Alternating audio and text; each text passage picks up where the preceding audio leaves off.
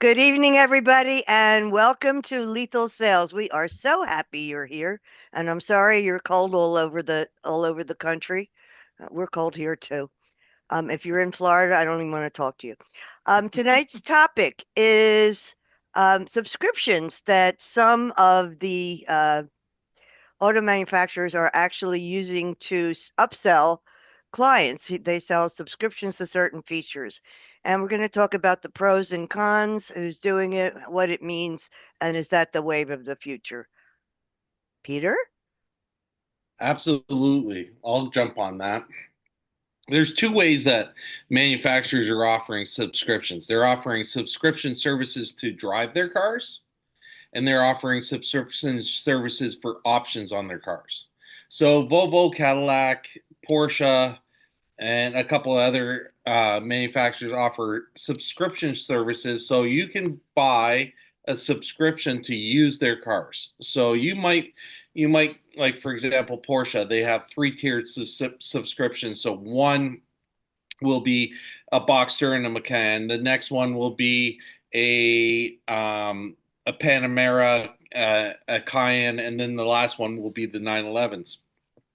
Uh, and you pay a specific amount of money each month, and you can go to any Porsche dealership and pick up a car and just drive it. It's already insured, it's already maintained, and you just pick whatever car you want to drive. And the thought process of it is getting people out there to like and own their cars.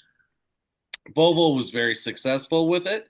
They did it on their entire lineup, and it was basically like uh, a modified lease, and that included insurance, snow tires if you were in the north, everything else. It was all inclusive, and all you had to do is pay that per month. And every year you got to choose a new car. It wasn't like Porsches or Cadillacs. Cadillacs you can change it once a week. Um, but the other side of it is the subscription for options, and that was the one that really was the turning point for this whole system and how people took the manufacturers. BMW was the first one to start it. And what they did was it was things like they built the cars one way, and they turned on and off the options just like Tesla can do.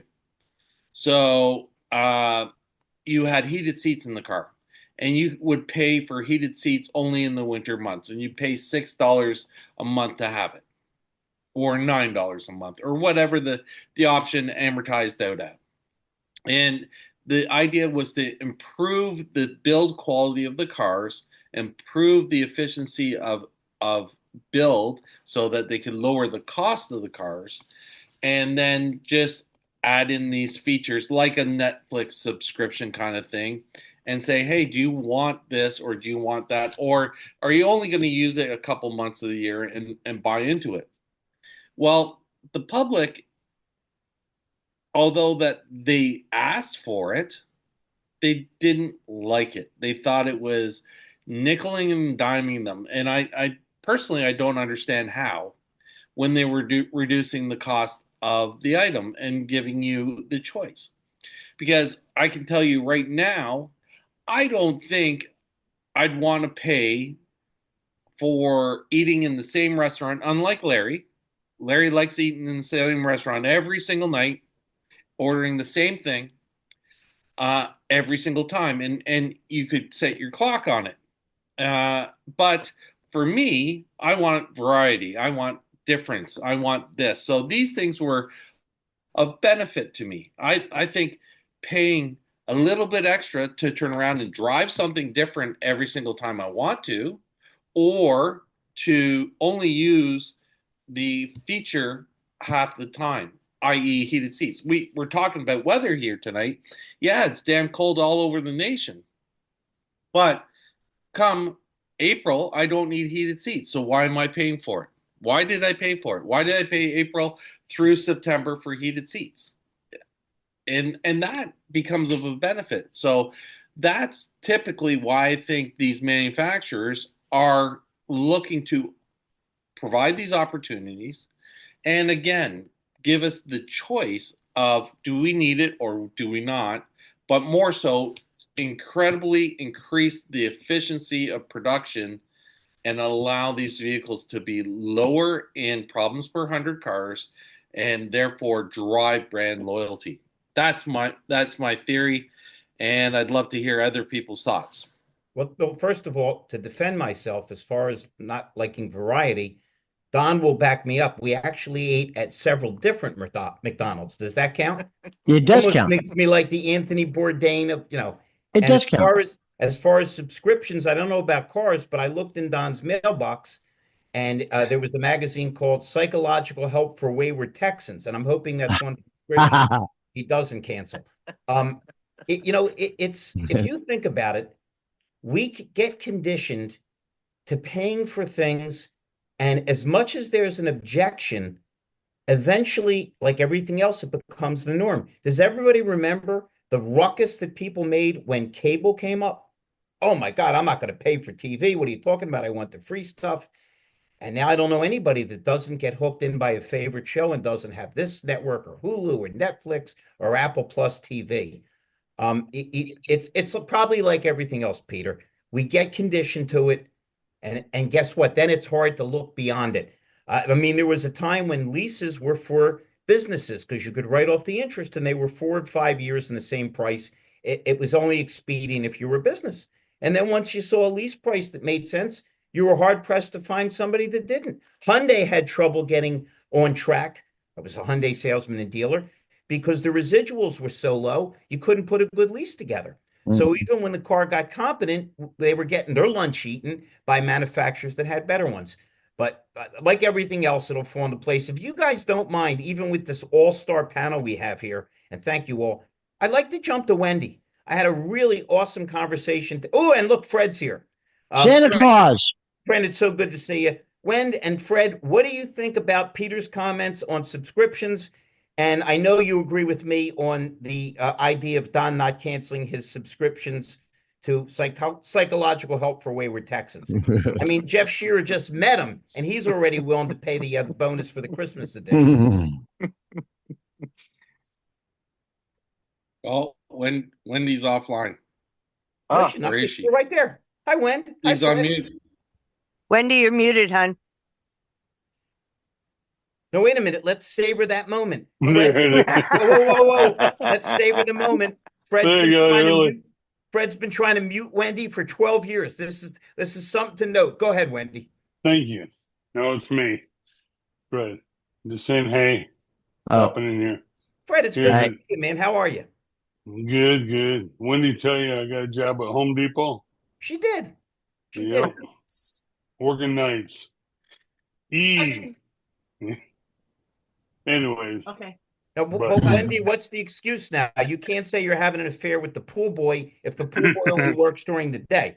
That's right. There. Take care, Fred. Russell said, "Take care, honey."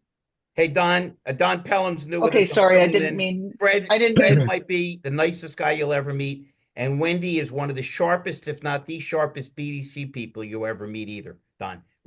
Thank you, Larry. Person and first class BDC person. Fred's our resident Santa, Don. Good to meet you. Nice to meet you. So it's kind of nice because I have now, he leaves and he goes to work 7 p.m. to 4 a.m., which is when I get up. So and I have my office set up downstairs so I don't wake him in the morning. So I have the laptop set up down there, and then, yeah, whatever, it works. So, the subscription stuff, I think it's absolutely incredible. I can't speak from an educated viewpoint. What I can see is that all the things that are going on are absolutely crazy. I think everybody's off their flipping lids trying to, they're just kind of throwing a whole bunch of things at the wall to see what sticks. And I don't think anything is going to be popular with the majority, but it's interesting to see which way it's going to go. And then I'm gonna drop my mic because I know nothing more about this subject. Now, wait a minute, Wendy. Not knowing anything about a subject is not an impediment. I've been speaking for 3 days with Don and don't know a damn thing about anything. And I saw a manager come up to him and say, I really like what that guy had to say. I didn't understand a damn word of it, but it was kind of motivating. Would that be correct, Mr. Pelham? Well, then let me ask you this. Are you suggesting that there are going to be certain options that are only going to be available by subscription and they'll be able to turn them off? Yes. Off? Yes. You turn off Yes. your Yes. access? As I as mean, my I'm Yes. friend, sorry then. as my Go friend, ahead. Mr. Peter Smith, so ably pointed out, Tesla is not a car. It's an information gathering center. And the Agreed. more ways people can access and make money, the more ways they're going to do it. And if you don't believe it, and if you want to see how this stuff can get off the rails, okay, when I was a kid, I was a huge football fan. Now I'm gonna reveal my conservative nature here. I don't enjoy football as much as I did when they started kneeling for the national anthem. Maybe I'm an ideologue. I'm just telling you. But one thing great about football, the people that love it more than their families. They organize around it on. This is what led to Howard Cosell on Monday and then Thursday. What genius decided when you have a multi-billion-dollar industry, let's put some of the games on cable channels where certain people can't access it? You know, does everybody remember, even if you're not a baseball fan, that after one of the baseball strikes, attendance kind of went down and never really came back? So when any way people can squeeze to make money on you, they're going to do it. And from Peter's aspect, why pay for heated seats in the middle of the summer? But on the other hand, imagine buying something that you think, oh, it has heated seats, and then you jump in it and find out that the subscription's not there. And it doesn't sound like much, but has everybody on this panel seen people make a bigger stink over something that costs $3 or $5 because they just don't feel like they're getting their share? So it really depends on the profit structure versus the greed factor. Everybody agree? Well, So and I think what they'd have to do for the heated seats, because I only have a 2020 Ford Fusion, but I love it with the technology package and it's a hybrid and I like the idea that it's heated or cooled. And I like my auto start and it'll get my car to an ambient temperature of 72 degrees, regardless of the weather. So when you turn off the heat, you turn on the cool. But the fact that you're on to monetize, Larry, I just had an hour discovery call with a dealer, a new dealer that we're gonna help up in Philadelphia. And he's tried different solutions, and everybody wants to monetize it. And it includes people in my space. The brick and mortar outsourced BDCs don't care if they lose two franchise dealers because they just signed three more the day before. And they're just looking to get that buck and they're not looking to help people. So But Wendy, anytime we're doing something to monetize, we're it's going to be a but we're shit immune. show. Hold on, but we're immune because we're all vendors. Do we all agree that we already have a heated and red ass from the dealers that engage us and then ghost us when we try to get a contract signed? Yep. Well, here I can chime in on what Lexus does. They give you, a free trial on the connectivity app for Lexus, which I think was, I don't remember, 90 days or something. And then you have to pay $100, $107 a year if you want to continue it. Now, granted, doesn't cost them anything. Okay. If I light up, a client to test something for a month, I've got some cost in that, and my conversion ought to be good. But interesting, I think and I just had this conversation with one of my partners today. You've got to throw the bobber out there with the worm on it and give them something to nibble on, right? And I think, it depends on the product, obviously, in the vertical and everything, but, there's not many dealers that are going to try a CRM because they can't do that, right? They're already committed to what they have and they paid too much for it and they're married to it and they don't want to talk to anybody else, and get beat up that they made the wrong choice. Anyway, but some so products you got to give them a taste. Well, it's the old, I grew up so in a with tough that, neighborhood. It's the drug dealer concept. The It first taste is is. free. Once you Totally like it, is. it gets more expensive. Hey, Yep. Tony, let's get Tony Thorstad in because he may have to jump off soon to do one of his meetings. Tony, Yeah, what are your I'd thoughts? love to hear what Tony has to say about that. Well, as you're speaking, thank you, Larry, and Peter. As you're speaking about it, I'm thinking about all the, not just the consumer side of it, but Peter mentioned the manufacturing side of it, and the manufacturing, instead of putting heated seats in this car but not that car, and this car and not that car, I could see where, especially on a lease scenario, where the manufacturer would reduce their manufacturing expenses by putting heated seats in every car, but only charging for those who need to use it. My car has, heated seats, a heated steering wheel, remote start, which is fantastic when it's 14 below, like this morning. But in July, I guess I wouldn't pay for it. And so if I'm leasing the car, if I could knock my payment down $20 in the summertime, I'm a cheap bastard. Yeah, I'm all about that. But for the manufacturer, the upside is not only manufacturing, but when the car comes back at the end of the lease term, they can recoup a percentage of that manufacturing cost in the residual value. Is that kind of what you were thinking, Peter, in the way that it works Yeah, from a it's well, manufacturer? there's two thought processes there. The first thought process is that they can resell the car at the end of a lease term, or uh, the car will retain more value because it has those features in it. Uh, Tesla has been mentioned a couple times. Tesla builds their car one way. It has pretty much everything in it. It's all connected car, meaning that they turn it on and off at the service center level. So if you want the full service, full autopilot, that is already in the car. You want the weather package, it's already in the car. They just turn it on and off. They show it, it shows up on the MMI, and that's where it is. So you now have heated seat buttons, heated steering wheel buttons. You have all that, but it's already there because they've already built the car that way. When the car gets traded in, they resell those options, which is amazing. Yeah. They the card no longer has those options, even though that it was paid for the first time around. They resell them again, so it's an additional profit center to them. Well, it's So interesting. and Sorry to interrupt, but it's interesting as I continue to think about it.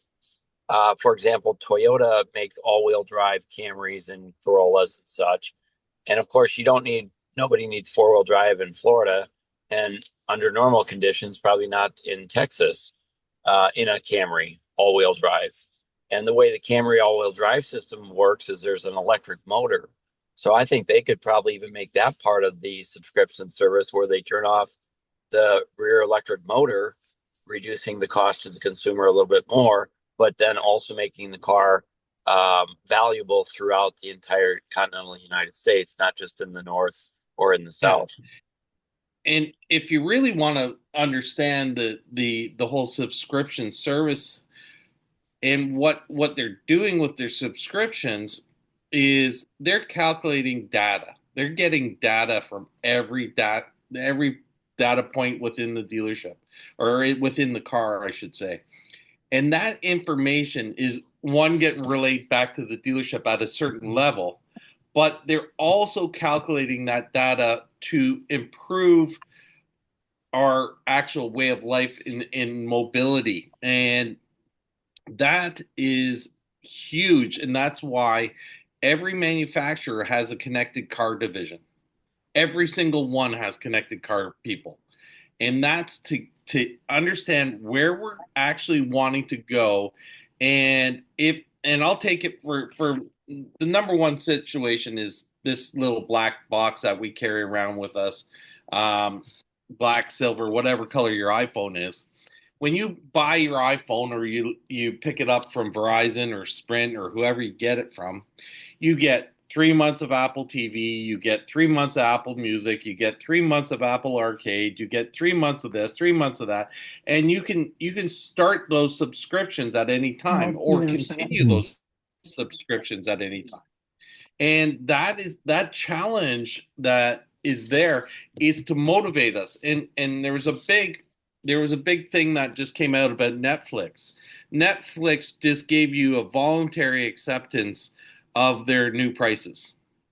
So they came, as soon as you signed into Netflix, you had to voluntarily agree to the new prices come March. It's not even March yet, but we had to agree to them. That's what's coming down the pipeline for dealerships and for OEMs, because it's going to be a profit center to them. And profit is the only way that these companies will continue to operate. Like the Ron Boss isn't on the show tonight, but he's a great guy, runs a CDJR dealership that is he I don't know how he swims so well with two concrete blocks tied to his ankles, because that's what's happening at CDJRs. And CDJR, like Lexus, like Jeff was saying, my Wrangler came on after 6 months of owning it. Do you want to continue with your connected car? And I said, nope, don't care. I can set up my Wi-Fi through, or my Waze, rather than have navigation. I can have this, I can have that. The only thing I didn't get was I couldn't turn on a locator to where my car was. That was it. So I Here's just an said no. interesting, I'm sorry to interrupt again, Peter. Here's an interesting thought. Gosh, as I think about this, there's so many variables. So I'm on a lease. I've got a 15,000 mile a year lease. But using connected services, they could monitor my mileage and in real time adjust my payment based upon my mileage. So if I begin to drive over, say, 15,000, they could add that to the monthly payment. So at the end of the lease, I'm not all of a sudden have to come up with a bunch of money. And the opposite could be true. I did a 15, but if I end up driving 10, they could begin to credit me back some of that through the connected services as well. So I could end up as a lease owner or lessee. I could end up having a variable payment that more fits my driving habits as my life cycle in the lease moves on. So I think there's a lot of things that this could potentially open up. I'm not saying it's all roses, no thorns, but the more I think about it, I kind of like some of the ideas. But Yeah. don't we all agree that with AI encroaching on everything, that the more we understand technology, the more we can discern what we can pull from it that makes sense and maybe avoid the things that make us crazy. Hey, Peter, we've got, I believe she's a friend of Wendy's and she was on previously. Shannon, do you have any thoughts on this subject? Because if so, we'd love to hear from you.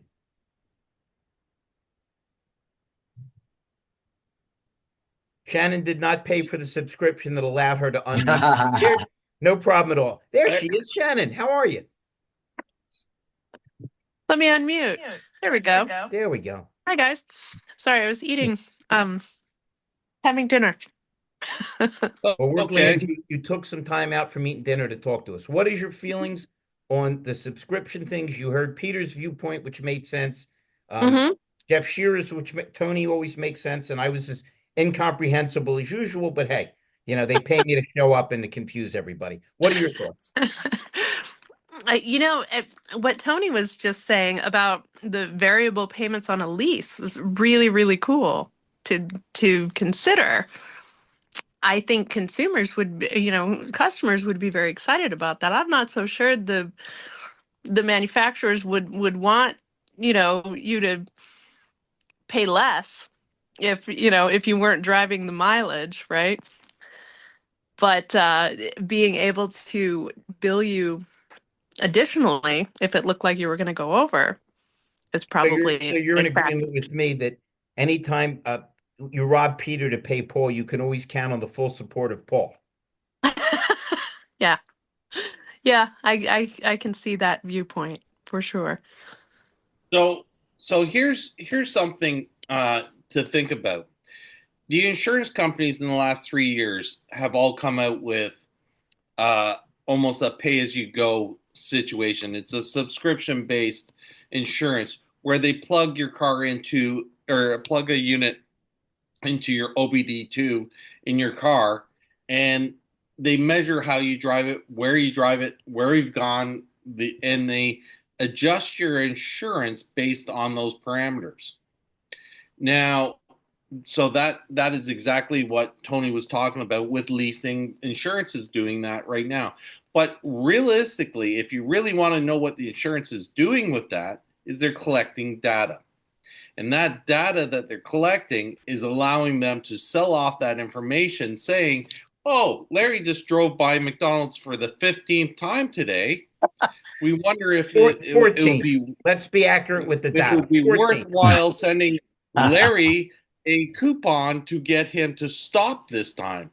Um, And wait, this is Peter, what all they're kidding doing. aside, we already see that. You guys know I'm a musician. Jeff Scherer and I share constant things on the Allman Brothers. So when I dial into Amazon, they don't show me hip hop. They show me classic rock or a different Allman Brothers release or something from the Stones. So Peter's 100% right. Amazon, Tesla, they're great at collecting data and knowing what to do with it. Because I think most dealerships collect data and they don't have a damn clue what to do. Peter, Exactly. we were in 5 dealerships in 3 days, me and crazy Don Pelham. And if you would have seen my face, sincere good people. I want to sell more cars. I want to get more people in. How many videos do you do? I don't do video. Well, that's smart. When was the last time you were in service? Oh, we have a service department? How about orphan owners? Oh, you mean we have people here that have kids with no parents? I mean, so it's the you almost have to admire Tesla and Amazon because at least they know what to do with the data. Because most of us have access to data and don't even use the damn stuff. Exactly. And That's that okay. and that is a challenge in itself because when we look at it and we listen, the name of the game here is to sell more cars. That is the whole purpose for our industry is to sell more cars, to turn more cars at a faster rate that we can maintain a small margin of profitability. We're not looking to make home runs on every single car. We're looking to be a profitable source of business each and every year. And if we do it, and as a good friend of mine used to say, pigs get pigs get fed, hogs get slaughtered.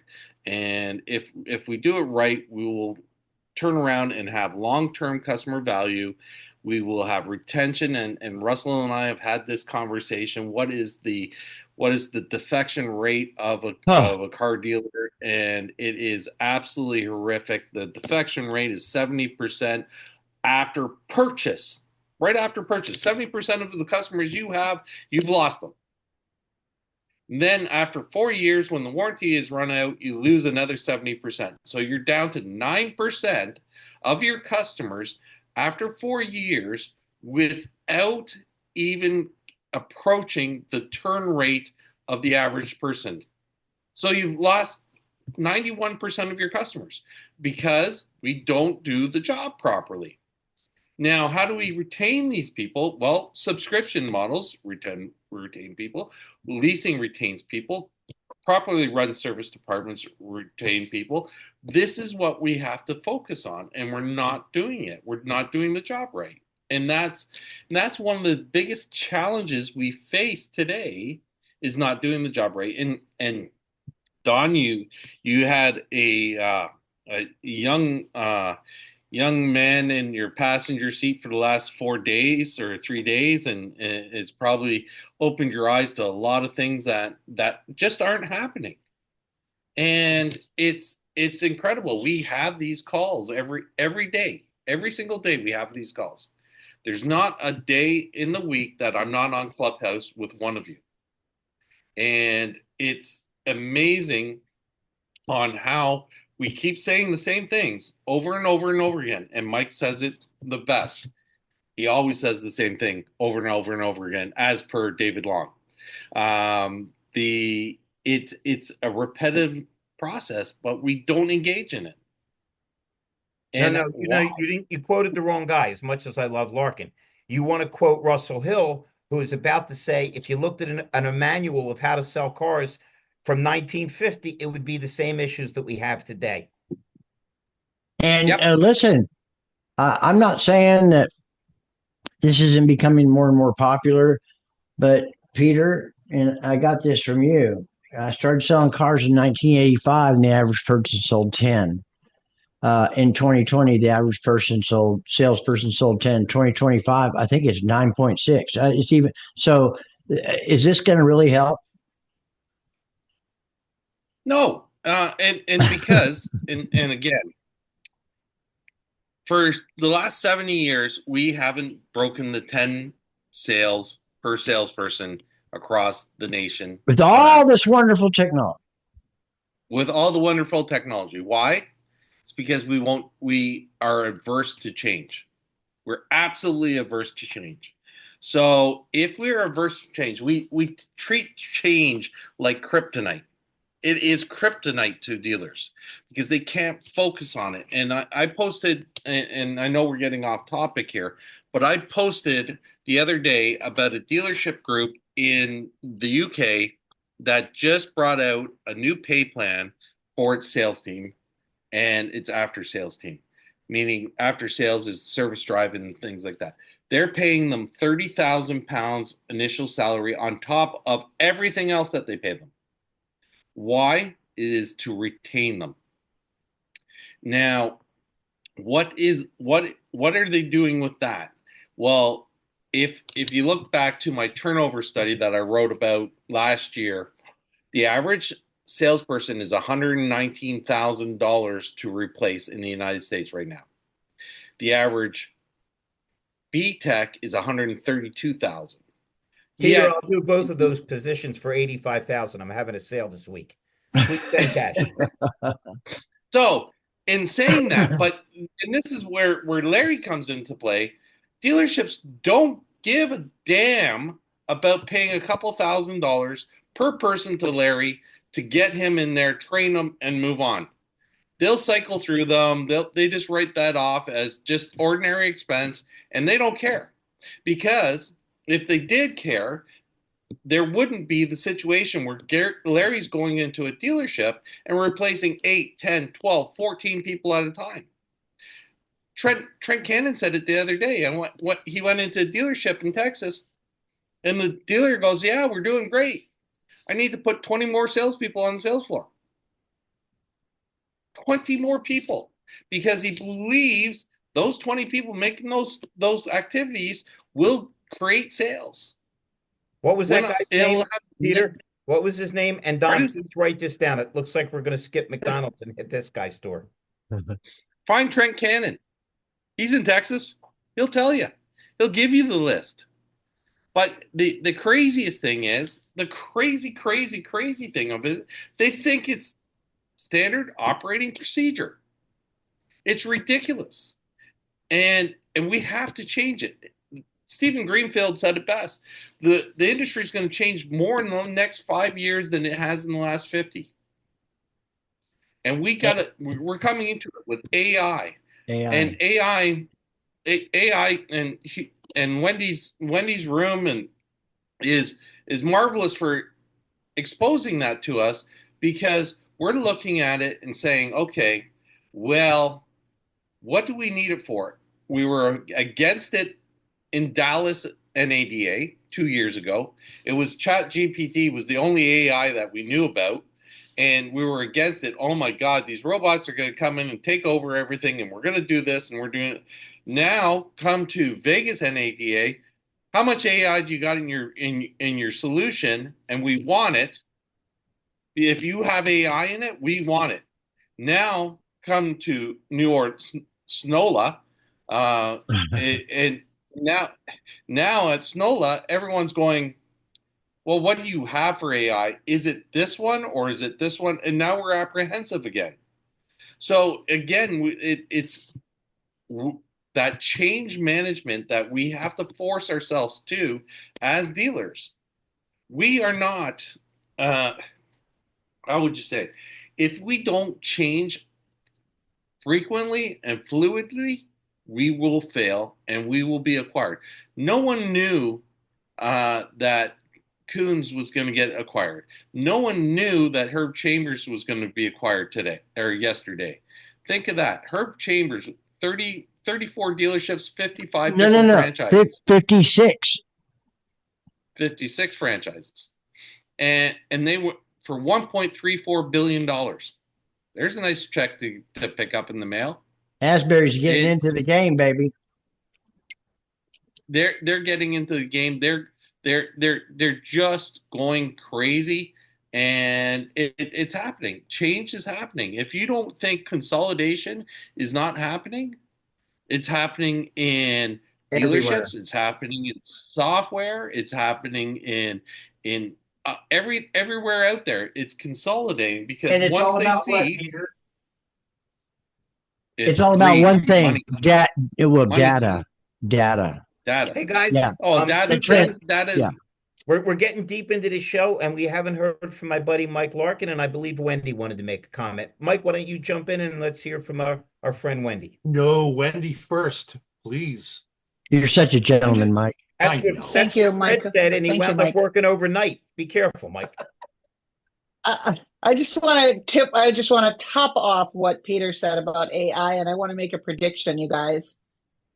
You know what? Like last year, I tried to get us a panel on a SodaCon, and they were like, "What, AI a panel? People are going to want to watch." Heck yeah, they're going to want to watch. Look at this year now; they're chomping on the bit or whatever you call it. But point is, now it's the human side. No, Russell, now it's the human side. Now they're all saying, so what products are offloading the humans, thinking the AI can take over, but people are skeptical again, to Peter's point. So what do we have to do? The same way we had to bridge the gaps between sales and BDC when the sales BDC started, and then we had to do the same thing with service BDC, and we still don't have accurate reporting in a lot of our fixed ops tools and products out there. One of the ones we were talking about, Jim's product, the one that whatever he's got now that he's got time and AI to, they don't have any BDC reporting. We don't know how to grow our service BDCs because we have no data compilation, because we have no CRMs for service to set up process and start compiling data to be able to know how to set our KPIs and then to measure their growth. We don't know. We have no idea. But Peter, what I'm predicting is that, like April and I had a really great conversation, and she too is suggesting that those things we were talking to all these AI companies about 18 months ago, when they were just trying to sign a whole lot of dealers to recoup the expenses of building the company, they don't have the humans that are ensuring the consistent usage, because we all know, same as a trainer, Larry, you're a trainer. If you go in and you train, it's great if you want repeat business. They don't coach after you leave. The guys do well, and then they become complacent because there's no accountability and there's no coaching. No Yeah, problem. Call me. I'll be back and charge you again. but Wendy, we like that planned obsolescence. I know. By the way, I as know. far as AI and human, for anybody that doesn't know, Don, Wendy has an unbelievable show called The Human Side of AI. I actually called her to apologize for not being on because you and I were dazzling Eddie at the Chrysler dealer at the same time. Oh, you were with Eddie? Man, what a great guy. But let me tell you something amazing. Our friend Mr. Scherer turned me on to his stuff, and his stuff, forget about me and these other programs, is so human, it's frightening. Peter Smith, he had Peter check it in, and Peter's a smart aleck. That's why I love him. And the voice said, what kind of car do you have? And he said, the Batmobile. And his robotic voice laughed and said, that's really funny. So Jeff's already figured a way to tweak this so it doesn't sound like a robot. And Wendy, if we use that in conjunction, like Wendy's the best BDC person around, I like to believe I'm the best trainer around. But we can't be there all the time. And the one time when I'm all for plugging in AI is if somebody's calling at 3 o'clock in the morning. It's awful. It's much better to have some response than no response, particularly considering how impatient people are. Well, let me share something with that, Larry. Interesting thing today, talking to a client. So we're positioning our AI agents, which I'll affectionately call bots, to eliminate voicemail during the day. Okay. And we've plugged it in. We've got a few tire. Wait a minute. If you're going to eliminate voicemail during the day, you're going to need to come up with a supplement, something like where we can stick a shark and pen into somebody's eye, because to remove something that annoying, there has to be some kind of stress point. Am I right, Wendy? No voicemail, no unanswered messages. Maybe we can find one of those little machines that calls people filthy names. Go ahead, Jeff. I'm just trying to help you with my technical expertise. Well, the interesting thing we found, and part of what our bots can do, is they can take appointment requests. Now, and because they ask for it, and that's what most of the people calling auto repair tire stores are wanting, is an appointment. So we're like 80% appointment bookings on 100 calls. It's amazing. And That's phenomenal. what's interesting, and we're It is. now I'm setting it up to where we're comparing the human agent's closing percentage and appointment set rate to the bot. And we know the bot's going to be good because she's asking for it 100% of the time, where the humans aren't yet. But now it sets the bar that they can compare to. And again, it's kind of done in fun. And we're even thinking about building a promotion called Beat the Bot. So if your closing ratio is better than the bots for the month, you get $100. They were talking about that on Human Side this morning. Who was it, Peter? Were you on the call then, or were you, Russell? No. When they were talking about battling bot, or was that the Yeah, beginning of this yeah. No, this call? that was towards the end. That was with Oh. yeah. I remember that. Yeah, it's because I had said, With Nate. Terminator, like the Terminator with AI, two robots, two AI bots battling against one another, one Battling calling another. against each other. It's incredible. That would be entertaining. Yeah. Well, Well, but it's like the same I point. hate saying this. It's like the guy that takes two cell phones and calls two Chinese food restaurants and puts them against each other, and they're trying to order food. You call me. No, you call me. Anyways, Larry's the funny guy, not me, right? It's true, Yeah. Peter. Check that. But you did such a good job explaining subscriptions. I'm still trying to get my cell phone. Well, and so let's go back to subscriptions. I like to think about that. So, and Larry, you mentioned it, like, Direct TV, right? They're giving me free, movie channels and stuff every quarter. And I Okay. may watch them, but at the end of the quarter, I got it on my calendar to make sure I cancel it. Cancel. Because if I wait a week, they're going to call me, and Yes. light it Yep. up again. Do you understand how much? One second, Russell. Do you Okay. understand how much profit there is in things that are introductory and then it's a charge and people aren't organized enough to That's do right. it? They're hoping that. So I got to That's say it. something about that. I had DirecTV for up until about 3 weeks ago. I had I called, it was a few years ago, it kept going up and up and up, right? And on auto pay. And I said, you know what? I really had enough here. And oh, you're a loyal customer. That's happened like 3 times. So I was paying, for the stuff we like with all of our equipment and stuff. And it almost doubled, literally almost doubled within $10 in 1 month. So I called and said, hey, I need a deal, man. This isn't good. So they switched me over to the customer service. We'll do anything to keep you on. And here's what they said. This is what I heard. Fuck you. It's okay. Okay. I got it. Okay. Damn it. I didn't get it all the way out. So they said, oh, well, loyalty, customer loyalty, $25. And I said, you know what? I'm out. I'm not going to do that. And I said, okay, your subscription, this is on a Friday, Thursday, your subscription will be turned off Monday because that's when it ends. I said, okay, that's fine. What do you want me to do with this equipment? Listen to this. Throw it in the trash. Uh-huh. Oh, really? They told me to throw the equipment in the trash. Now, last week they started calling me again, offering me another deal with all this brand new equipment. I said, pound sand, buddy. I didn't say if you, I said, pound sand. Forget it. I got a much better deal with YouTube TV for $40 a month less. And I've just really gotten used to it. Plus, I got subscription. I got Hulu. I got Netflix. I got Max. I got Paramount Plus. Hey, Russell, when I was in Connecticut, I went to Mike Larkin's house and I found that he likes to watch porno backwards because he likes it when the hooker gives the money back. Just so you know. I love that. Never heard that twist. Yeah.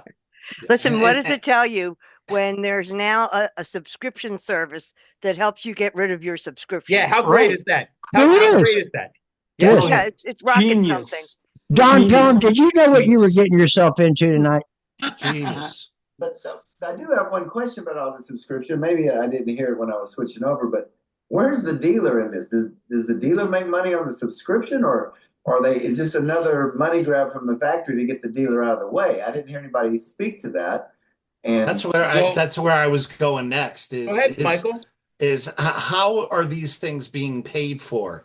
If I'm being shown a car and hey, four on the floor, hey, disc brakes, okay, great, and I come across heated seats, and I go into the F&I after I've been sold the car, and I go, "Would you like a subscription for heated seats?" Go pound sand. Yeah, well. The issue with that, Mike, is we're we're so used to addendums. We're so used to them, and with that's where this all derived from. So when we see the addendum and we say, "Oh, you can have ceramic coating, you can have dent and door, you can have windshield and key and this and that, and you can have that, or you don't have to have it. We suggest you have it. We suggest that you take the heated seats. We suggest you take this. We suggest you that." But it's all going to come down to an added opportunity. Now, does the OEM provide a bonus structure to those people that actually engage in anything that they're going to directly benefit from? Probably so. Who knows? Who I mean, knows? Who knows? that's a great question Don had. Peter, they would almost have to, but I got to tell you, I mean, it Yeah, might. I have a lot of subscriptions. Like I just re-up for one on my Genesis for another year. I eliminated maps because I use Waze, all the time yeah, now. So I don't need that, but I do have the remote start and all that kind of stuff with the like Wendy was talking about. Where it ambient, does all that. But I'm like Michael. I mean, I'm walking in F&I, and I've been through this ordeal, and I'm in F&I, and you're gonna. I already know what's coming, and now you're gonna throw me a curveball with, "Do you want heated seats?" I got heated seats in the car. No, no, no. It's a subscription. Are you freaking kidding me? Maybe I don't yeah. know. I'd have to get used to that. But Yeah. again, we have to look at the demographics. The demographics is we're unfortunately in, and I'm looking at the crowd here, and I would say Mike is probably the youngest of all of us. I only look The young. Yeah. So in saying that, we're used to paying for things. If you look at anyone from 16 to 35, they're used to fractional ownership. Yeah. So that's what they're looking at. They're looking at the new generation of buyers. They're looking at the people that are looking for mobility. They're looking at the people that want to do ride share. They're looking at the people that want this and want this and want that. They're not looking at us that look at fixed assets. Now, when you look at the opportunity of subscriptions and you say, okay, that obviously that's going to show up on the parts account of some dealership. That's where it's going to come up. and you're going to it's going to be a bonus. It's going to be a bonus just like your CSI bonus, it's going to be like your volume bonus, it's going to be like your warranty penetration bonus, all these bonuses that are all in there that are variable rate bonuses for a dealership, and it's going to show up on that, and it's going to be your subscription model. You've encouraged your dealership market share to accept X amount of subscriptions. So you're going to get 1% against your revenue, or you're going to get 40% of the revenue collected Has to be from something like that. yeah, because it's going to be there. Things though. I mean, I've had two BMWs in the last year, and they both tried to sell me things that I didn't even know about until after I owned the car. I don't think the dealership gets any kudos for those. I mean, if they Yeah. do, True. the customer's Well, not making a decision to help the dealer; they're trying helping themselves. Yeah. True. unfortunately, Don, I'm gonna say right off the bat, because I spent 43 years in retail automotive. Uh, Most people selling BMWs are not educated in the brand. They're not. And I was with BMW But for over 10 years. their customers sure are. Damn right. Yeah, the customer of a BMW um is way more educated than the salesperson selling it. And it's like Mercedes, it's like a number of the brands out there. They're hired because they have the charisma to sell them. That's why they're hired. They're not hired there to learn about the car.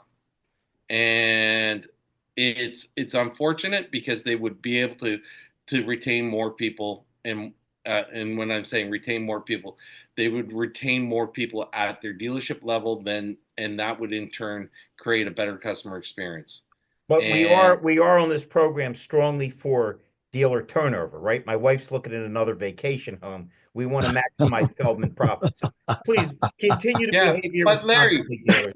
Larry, your wife's vacation home is in the backyard. It's called a shed. Hey, it ain't my fault that I put a pool in and a deck. What do you want from me? Okay. Uh, All right. We're sneaking up on our time. Man, was it great? It was at Wendy. It was so nice of you to invite Shannon. She's really cool. Don, you are always welcome with us. Um, uh, and Jeff Scherer and Russell and Mike, all of you, we appreciate the heck out of you. Anybody have any last comments or last Yeah, thoughts? I'd like to say if you're interested, Don, just let us know, or riding around with Larry, etc. But Wendy's room on Wednesday. We can help you decompress Yeah, from that ride, Don. yeah. Oh yeah. Wendy's room, the human side of AI, which is phenomenal. Peter's got a couple of different rooms as well. Larry Whoa, and whoa, whoa. Mike. And I can get you a deal on the subscription if you pay me cash. There you go. Now. Right. There's Larry all takes things it all. there's all things used cars. There's all things fixed ops. There's all things car biz. There's SDL. All things. All things. But keep in mind, there's always a human side to all of that, and that's what we discuss on the human side of AI. Russell, whatever So suggestion you have, because this guy started to miss me and I haven't even left town yet. Don is one of the most conscientious Yes. givers, and it's been an honor and a pleasure to have him in here. But to know him as long as I've known him, and man, I'll tell you what, we've been through some.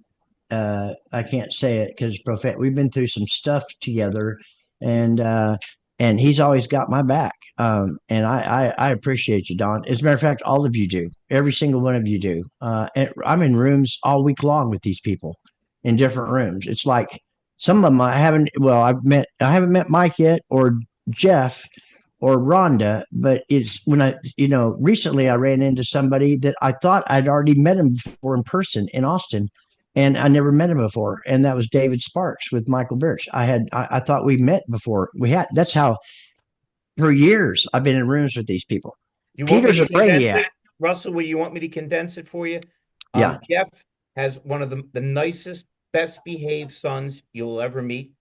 Okay. Mike, as we discussed, likes to watch porno backwards to see the other profit structure stick around. And Rhonda is my erstwhile marketer and manager.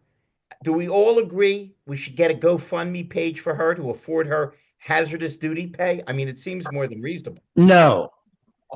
no, we shouldn't do that. You should just pay her more. Yeah. All right, so Hello. I'm in a hotel and the sound got a little fuzzy. I'll Pay send you a her text. what she's worth. I think it was, I must be crossed with an Edgar Allan Poe channel because I just heard somebody say So- never more, never more. Okay, so let's put it this way: pay her what she's worth, not what you can get away with. Oh. Wait a minute, Peter. I've got already a friend in conceded that- Canada. I've already conceded that dealers all over the country don't pay me to come; they pay me to leave. Rhonda, you got a friend in Surprise too. Yeah. Okay. Surprise, Arizona. Come on Thank you. down. So- Surprise.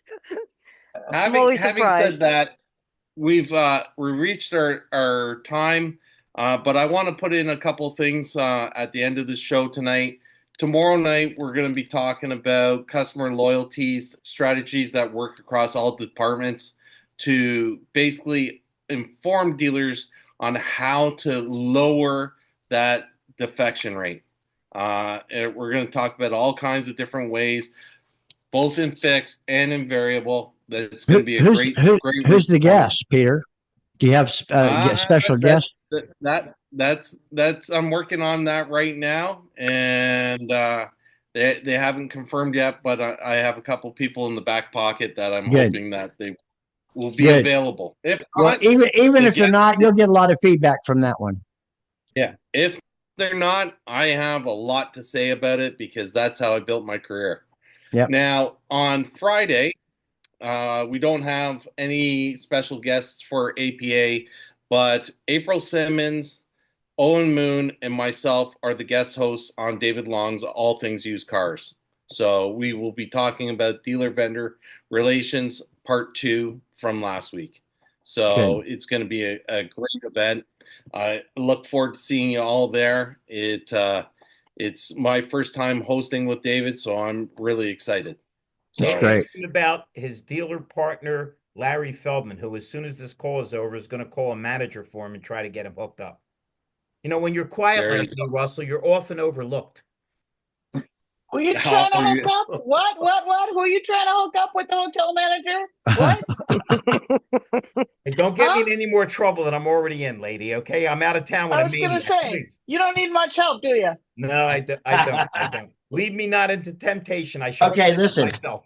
There's no way I could do the Carrollton thing to meet you at Sam Pax tomorrow. Are you coming back? And if you are, Don, just let me know. All right, Larry, slow down. This maniac brought me down, and I'm talking to you, Russell. You and me are best buddies. Apparently, you and Don are. We blew their doors off. I have no doubts. I know Don, and I know you. I'm giving you the explanation. I won't use the guy's name. He introduced me to a really, Peter, you'd like this guy, a car guy, but not an annoying one, a guy that's like maybe second generation. And he says, I'm going to come in for the second half of your training. And I gave him about 5 Larryisms, and he came in for the whole training. And by the time Don came in to work him over, he'd already brought me back for the 7th, the 8th, and the 9th. It's Frisco Chrysler. And I'll be there the 7th, 8th, and 9th. So if you'd like to do dinner one night with me and Don, it'll be our extreme pleasure. I just got called back to Vidalia, Georgia, to do a Ford Lincoln and a Chevy dealer. Mike, you might want to meet me in Vidalia. That on the weekend they put ties on pigs because it's kind of dress up week. That and the reverse porno, I'm there. Yeah, there we go. Yeah, we'll keep you all posted. And thank pigs, you. Not hogs. Pigs, not hogs. Well, hogs get they'll dress them up, but they won't slaughter them. The non-slaughtered ones. Peter, once again, we already got mail from the Hog Anti-Defamation League. You know, I don't know how much longer I can put up with your controversial statements when I try to just smooth everything. That's my story, and I'm sticking to it. It's okay. Stay healthy, everybody. Have a fabulous night. Don, I'll see you in the morning. Russell, I'll see you around the 7th or 8th or 9th. You will. Just one last thing, Don, reach out to me, please. Okay. Yeah, Don, you're gonna you need to spend some time with Peter. Yeah, you want to know. Yeah. Welcome to the Lethal Sales family, Don. Yeah. Right. We'll see you next week, Don. We'll see you every week, Don. Peace and love. Bye, guys. Bye. Have a great week. Bye-bye. Good night, everyone. See ya. Take care.